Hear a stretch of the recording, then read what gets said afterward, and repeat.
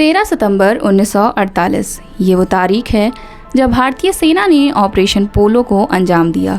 इस ऑपरेशन का खेल से कोई लेना देना नहीं था, बल्कि ये भारतीय सेना की हैदराबाद में विलय के लिए सैन्य कार्रवाई थी।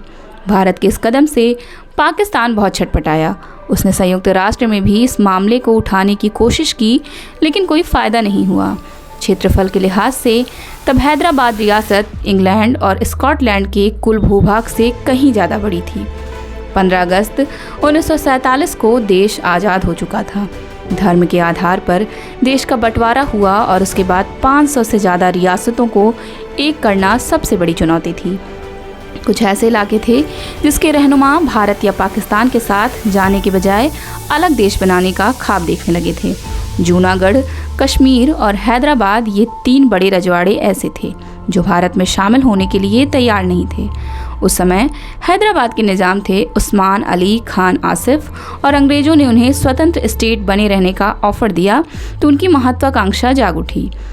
वह ब्रिटिश सरकार से हैदराबाद को राष्ट्रमंडल देशों के तहत स्वतंत्र राजशाही का दर्जा देने की मांग करने लगे।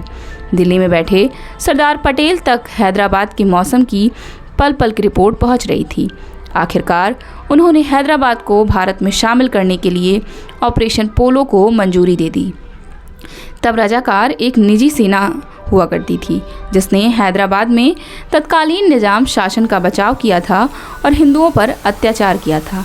जब भारत को स्वतंत्रता मिली तो रजाकारों ने ही भारत में हैदराबाद के विलय का विरोध किया था। हैदराबाद में निज़ाम और सेना में वरिष्ठ पदों पर मुस्लिम थे, लेकिन वहाँ की ज़्यादातर आबादी हिंदू थी, करीबन 85%। देश के गृह मंत्री सरदार वल्लभ भाई पटेल थे। उन्होंने हैदराबाद के निज़ाम से भारत में विलय करने को कहा, लेकिन निज़ाम ने एक कदम आगे बढ़ते हुए 15 अगस्त 1947 को हैदराबाद को एक स्वतंत्र राष्ट्र घोषित कर दिया। पटेल को निज़ाम की हरकत अच्छी नहीं लगी। पटेल ने तत्कालीन गवर्नर जनरल लॉर्ड माउंटबेटन से संपर्क किया। माउंटबेटन चाहते थे कि भारत सेना का इस्तेमाल किए बिना स्थिति को संभाले। पंडित नेहरू भी इस मसले का शांतिपूर्ण समाधान चाहते थे। पटेल की सोच अलग थी। वह हैदराबाद के निज़ाम की हिमाकत को कतई बर्दाश्त करने के मूड में नहीं थे। दिल्ली में पटेल अलग अलग विकल्पों पर मंथन कर रहे थे। इधर निज़ाम हथियार जुटाने लगे। उन्होंने पाकिस्तान के साथ भी नज़दीकी बढ़ानी शुरू कर दी। पटेल को लग गया कि अब सर्जरी ज़रूरी है। भारत के साथ हैदराबाद के शांतिपूर्ण ढंग से शामिल होने को लेकर बातें टूट चुकी थीं। अब पटेल सख्त हो चुके थे। सैन्य कार्रवाई को मंजूरी मिलते ही 13 सितंबर 1948 को भारत की फ़ौज ने हैदराबाद पर हमला बोल दिया। इसे ऑपरेशन पोलो कहा गया। उस समय हैदराबाद में दुनिया में सबसे ज़्यादा 17 पोलो के मैदान थे। 2 दिन निज़ाम की सेना टिक नहीं सकी और 17 सितंबर की शाम को हैदराबाद की सेना ने सरेंडर कर दिया। इसी तरह से तत्कालीन हैदराबाद का 17 सितंबर 1948 को भारत में विलय किया गया। बाद में निज़ाम ने भी पटेल के आगे हाथ जोड़ लिए। अंग्रेज़ों के दिनों में भी हैदराबाद की अपनी सेना, रेल सेवा और डाक तार विभाग हुआ करता था। आबादी और सकल राष्ट्रीय उत्पाद की दृष्टि से हैदराबाद भारत का सबसे बड़ा राजघराना था। क्षेत्रफल था 82,697 वर्ग मील। निज़ाम ने भरपूर कोशिश की कि उनकी रियासत किसी हालत में भारत में नहीं मिल पाए। उन्होंने पाकिस्तान के कायदे आजम जिन्ना को काफ़ी मोटी रकम इस बात के लिए दी थी कि वो हैदराबाद को भारत में नहीं देने को लेकर मदद करेंगे।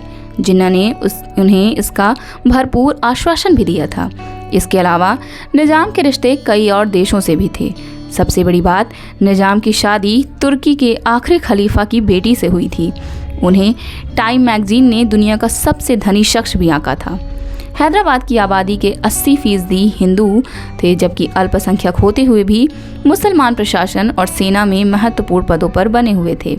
इतिहासकार के मुंशी की किताब एंड ऑफ एन एरा में लिखा है कि निज़ाम ने जिन्ना को संदेश भेजकर जानने की कोशिश की कि क्या भारत के खिलाफ लड़ाई में वह हैदराबाद का समर्थन करेंगे।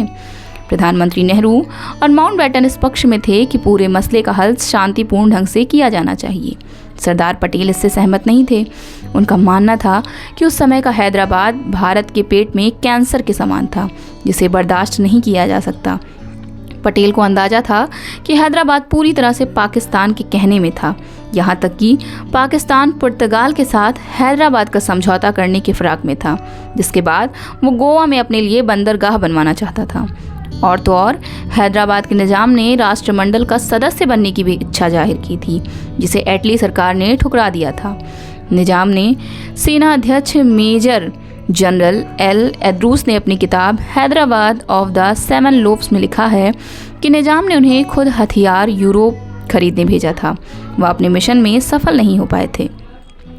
एक समय जब निज़ाम को लगा कि भारत हैदराबाद के विलय के लिए दृढ़ संकल्प है, तो उन्होंने ये पेशकश भी की कि हैदराबाद को एक स्वायत्त राज्य रखते हुए विदेशी मामलों, रक्षा और संचार की जिम्मेदारी भारत को सौंप दी जाए। पटेल हैदराबाद पर सैन्य कार्रवाई के पक्ष में थे। उसी दौरान पटेल ने जनरल के.एम. करियप्पा को बुलाकर पूछा कि अगर हैदराबाद के मसले पर पाकिस्तान की तरफ से कोई सैनिक प्रतिक्रिया आती है तो क्या वह बिना किसी अतिरिक्त मदद के उन हालात से निपट पाएंगे। करियप्पा ने इसका एक शब्द का जवाब दिया, हाँ, और इसके बाद बैठक खत्म हो गई। इसके बाद सरदार पटेल ने हैदराबाद के खिलाफ सैनिक कार्रवाई को अंतिम रूप दिया। भारत के तत्कालीन सेनाध्यक्ष जनरल रॉबर्ट बूचर इस फैसले के खिलाफ थे। उनका कहना था कि पाकिस्तान की सेना इसके जवाब में अहमदाबाद या बम्बई पर बम गिरा सकती है। 2 बार भारतीय सेना की हैदराबाद में घुसने की तारीख तय की गई, लेकिन राजनीतिक दबाव के चलते इसे रद्द करना पड़ा। निज़ाम ने गवर्नर जनरल राजगोपालाचारी से व्यक्तिगत अनुरोध किया कि वे ऐसा ना करें। इसी बीच पटेल ने गुप्त तरीके से योजना को अंजाम देते हुए भारतीय सेना को हैदराबाद भेज दिया। जब नेहरू और राजगोपालाचारी को भारतीय सेना के हैदराबाद में प्रवेश कर जाने की सूचना दी गई तो वो चिंतित हो गए। पटेल ने घोषणा की कि भारतीय सेना हैदराबाद में घुस चुकी है, इसे रोकने के लिए अब कुछ नहीं किया जा सकता। दरअसल नेहरू की चिंता ये थी कि कहीं पाकिस्तान कोई जवाबी कार्रवाई न कर बैठे। भारतीय सेना की इस कार्रवाई को ऑपरेशन पोलो का नाम दिया गया, क्योंकि उस समय हैदराबाद में विश्व में सबसे ज़्यादा 17 पोलो के मैदान थे। पाकिस्तान भी चुपचाप नहीं बैठा था। जैसे ही भारतीय सेना हैदराबाद में घुसी, पाकिस्तान के तत्कालीन प्रधानमंत्री लियाकत अली खान ने डिफेंस काउंसिल की मीटिंग बुलाई। उनसे पूछा कि क्या हैदराबाद में पाकिस्तान कोई एक्शन ले सकता है। बैठक में मौजूद ग्रुप कैप्टन एलवर्दी, जो बाद में एयर चीफ मार्शल और ब्रिटेन के पहले चीफ ऑफ डिफेंस स्टाफ बने, उन्होंने कहा नहीं। लियाकत ने जोर देकर पूछा, क्या हम दिल्ली पर बम नहीं गिरा सकते हैं। एलवर्दी का जवाब था कि हाँ, ये संभव तो है, लेकिन पाकिस्तान के पास कुल 4 बम वर्षक हैं, जिनमें से सिर्फ 2 काम कर रहे हैं। इनमें से एक शायद दिल्ली तक पहुंचकर बम गिरा भी दे, लेकिन इनमें कोई वापस नहीं आएगा। भारतीय सेना की कार्रवाई हैदराबाद में 5 दिनों तक चली। इसमें 1373 रजाकार मारे गए। हैदराबाद स्टेट के 807 जवान भी मारे गए। भारतीय सेना ने 66 जवान खोए, जबकि 96 जवान घायल हुए। भारतीय सेना की कार्रवाई शुरू होने से 2 दिन पहले ही 11 सितंबर 1948 को पाकिस्तान के संस्थापक मोहम्मद अली जिन्ना का निधन हो गया था।